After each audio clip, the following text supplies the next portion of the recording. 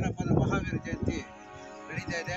ಅದರ ಅಂಗವಾಗಿ ಚಾಂದಣ್ಣವರ ಲೇಔಟಲ್ಲಿ ಗಿಡಗಳ ನೆಡುವ ಮುಖಾಂತರ, ಹಸಿರು ನೆಡುವ ಮುಖಾಂತರ ಈ ಹಬ್ಬವನ್ನು ಆಚರಣೆ ಮಾಡ್ತೇವೆ. ಪರಿಸರ ವೇದಿಕೆಯ ವತಿಯಿಂದ ತಿರುಮಲ ನಗರದ 5ನೇ ವಾರ್ಡ್ನ ಏಡುಗರ ಅಕ್ಕಮ್ಮ ಲೇಔಟ್ನಲ್ಲಿ ಸಸಿಗಳನ್ನು ನೆಡುವುದರ ಮೂಲಕ ಮಹಾವೀರ ಜಯಂತಿ ಆಚರಣೆ.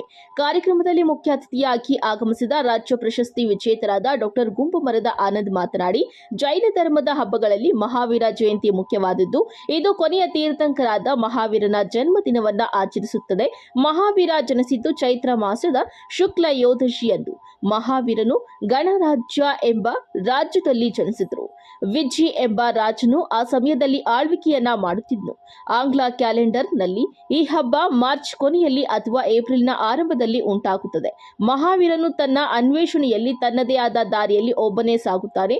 ಸುಮಾರು 12 ವರ್ಷಗಳ ಕಾಲ ತನಕ ತಪಸ್ವಿಯಾಗಿ ತನ್ನ ರಾಜ್ಯವನ್ನ ಬಿಟ್ಟನು. ಈ ಸಮಯದಲ್ಲಿ ಮಹಾವೀರ ಪ್ರತಿಯೊಬ್ಬರಿಗೂ ಅಹಿಂಸೆ ಮಾರ್ಗವನ್ನ ಬೋಧನೆ ಮಾಡಿ ಎಲ್ಲರನ್ನ ಸಮನಾಗಿ ಕಾಣಬೇಕು ಎಂದು ಮತ್ತು ಯಾರನ್ನು ತಿರಸ್ಕಾರ ಭಾವನೆಯಿಂದ ನೋಡಬಾರದು ಎಂದು ತಿಳಿಸಿದ್ದಾರೆ. ಕಾರ್ಯಕ್ರಮದಲ್ಲಿ ಲೇಔಟ್ನ ಮಾಲೀಕರಾದ ಚಾಂದ್ ಪಾಷಾ, ರಘು, ಪೊಲೀಸ್ ದೇವರಾಜ್, ವೆಂಕಟೇಶ್, ಪರಿಸರವಾದಿ ನಿತಿನ್ ಮುಂತಾದವರು ಪಾಲ್ಗೊಂಡು ಕಾರ್ಯಕ್ರಮವನ್ನು ಯಶಸ್ವಿಗೊಳಿಸಿದ್ದಾರೆ. ವರದಿ ಸತೀಶ್ ಬಾಬು, ಎ ನಂದಿ ಟಿವಿ, ಗುಡಿಬಂಡೆ.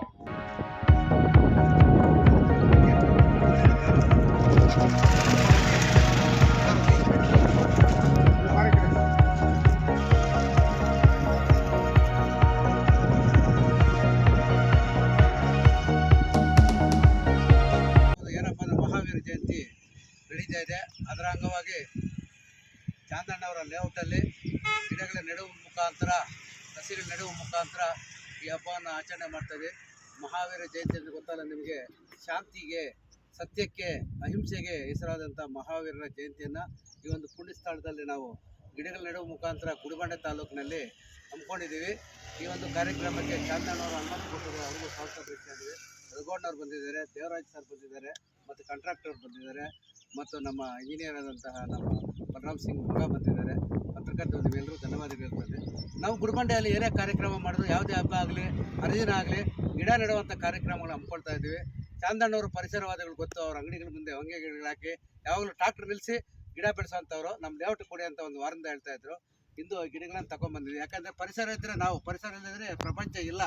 ಗಿಡ ನಡೆಸುವ ಮುಖಾಂತರ ನಾವು ಶಾಂತಿ ಸಂದೇಶವನ್ನು ಇಡೀ ಪ್ರಪಂಚಕ್ಕೆ ಕೊಡ್ತಾ ಇದ್ದೀವಿ. ಹಿಂಸೆ ಇರಬಾರ್ದು, ಶಾಂತಿಯಿಂದ ಎಲ್ಲ ಸಮಸ್ಯೆಗಳನ್ನು ಪರಿಹಾರ ಮಾಡುವತ್ತು. ನಾವು ಯಾವುದೇ ರೀತಿ ಯುದ್ಧಗಳಿಂದ ಆಗಲಿ, ಯಾವುದೇ ರೀತಿಯಿಂದ ನಾವು ಸಾಧನೆ ಮಾಡಲ್ಲ. ಅದಕ್ಕೆ ಭಗವಾನ್ ಮಹಾವೀರ ಶಾಂತಿಯಿಂದ ಉಪವಾಸ ಸತ್ಯಾಗ್ರಹ 12 ವರ್ಷಗಳ ಕಾಲ ತಪಸ್ಸು ಮಾಡಿ ಇಡೀ ಮೋಕ್ಷವನ್ನು ಹೊಂದಿ, ಯಾರು ಮೋಕ್ಷ ಪಡಿಬೇಕಂದ್ರೆ ತಪಸ್ಸನ್ನು ಕೂತ್ಕೊಂಡು ಇಡೀ ನಮ್ಮ ದೇಶಕ್ಕೆ ನಮಗೆ ಜ್ಞಾನವನ್ನು ಒದಗಿಸಿದಂಥ ಏಕೈಕ ವ್ಯಕ್ತಿ ಮಹಾವೀರರು. ಅಂದು ಅವರ ದಿನಾಂಕಂದು ನಾವು ಗಿಡಗಳನ್ನು ನೆಟ್ಟಿದ್ದೀವಿ ಅಂದರೆ ನಮಗೆಲ್ಲ ಪುಣ್ಯ ಅನ್ಬೋದು. ಗುಡಿಬಂಡೆ ತಾಲೂಕಿನಲ್ಲಿ ಈ ಒಂದು ಅವಕಾಶ ಕೊಟ್ಟಂಥ ಮತ್ತು ಎಲ್ಲರೂ ಕೂಡ ಅನಂತ ಧನ್ಯವಾದಗಳನ್ನ ಅರ್ಪಿಸ್ತಾ ಇದ್ದೀವಿ. ನೀವು ಕೂಡ ನಿಮ್ಮ ಹುಟ್ಟುಹಬ್ಬ ಆಗಲಿ, ಯಾವುದೇ ಬರ್ತ್ಡೇ ಆಗ್ಬೋದು, ಅಥವಾ ಯಾವುದೇ ಜಾತ್ರೆ ಆಗ್ಬೋದು, ಹಬ್ಬ ಹರಿದಿನ ಅದು ಗಿಡ ನೆಟ್ಟು ಪರಿಸರ ಉಳಿಸಿ. ನೀವು ಯಾವುದೇ ಒಂದು ನಿಮ್ಮ ಜೀವನದಲ್ಲಿ ಒಂದು 50 ಗಿಡಗಳನ್ನು ನೆಟ್ಟಿದಾಗ ಏನಾಗುತ್ತೆ, ನಿಮ್ಮ ಜೀವನ ಸಾರ್ಥಕ ಆಗುತ್ತೆ ಅಂತ ಹೇಳ್ಬಿಟ್ಟು ನಿಮ್ಗೆಲ್ಲರೂ ಬಯಸ್ತಾ ಇದ್ದೀನಿ. ಜೈ ಹಿಂದ್. 50 ಗಿಡ ಕೊಡಿ ಸರ್, ನಾವೆಲ್ಲ ಕ್ಲೀನಾಗಿ ನೆಟ್ಟು. ಸರ್ ಇವಾಗ 10 ಗಿಡಗಳು ಕೊಡ್ತಾ ಇದೀವಿ. ಇಲ್ಲಿ ಗಸಗಸೆ ಕೊಡೋದು, ಈಗ ಜಮುನಾಳೆ ಕೊಡ್ತಾ ಇದೀವಿ. ಇವತ್ತು ಈ ಜಮುನಾಳೆಗಳು ಬೆಳೆಸಿ ಪಕ್ಷಿಗಳಿಗೆ, ಪಶು ಪಕ್ಷಿಗಳಿಗೆ, ಮನುಷ್ಯರಿಗೆಲ್ಲ ಎಲ್ಲ ಬೇಕಾದ್ರೆ ತಿಂತಾರೆ, ಆದರೆ ಪಕ್ಷಿಗಳಿಗೆ ನೆರಳು ಸಿಗುತ್ತೆ, ಜೊತೆಗೆ ಹಣ್ಣುಗಳು ಸಿಗುತ್ತೆ ಅಂತ ಹೇಳ್ಬಿಟ್ಟು ನಮ್ಮ ಚಾಂದಣ್ಣವ್ರು ಹೇಳಿದ್ರು. ಅದಕ್ಕೋಸ್ಕರ ಅವರು ಹೈಬ್ರಿಡು ಈ ಜಮುನಾಳೆ ತಂದು ಕೊಟ್ಟಿದ್ದೀವಿ. ಮುಂದೆ ಗಸಗಸೆಯನ್ನು ಕೊಡ್ತಾ ಇದ್ದೀವಿ. ಇದೇ ರೀತಿ ಅವರು ಬೆಳೆಸಿ ಇದನ್ನು ದತ್ತು ಕೊಡ್ತಾ ಇದ್ದೀವಿ. ಅವರಿಗೆ ಗಿಡಗಳನ್ನು ಬೆಳೆಸಬೇಕಂತ ಹೇಳ್ಬಿಟ್ಟು ತಮ್ಮಲ್ಲಿ ಪರಿಸರ ವೇದಿಕೆಯಿಂದ ಅನಂತ ಧನ್ಯವಾದ ಅರ್ಪಿಸ್ತಾ ಇದ್ದೀನಿ. ಜೈ ಹಿಂದ್, ಜೈ ಕರ್ನಾಟಕ.